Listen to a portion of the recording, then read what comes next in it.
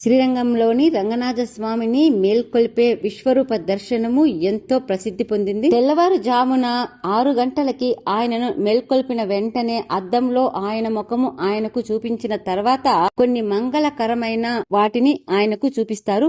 అందులో మొదటగా ఆండాల్ అని పిలువబడే ఏనుగు, ఆ తరువాత మహాలక్ష్మి అని పిలువబడే ఆవు యొక్క వెనక భాగము, తర్వాత తెల్లని గుర్రాన్ని చూపిస్తూ ఉంటారు.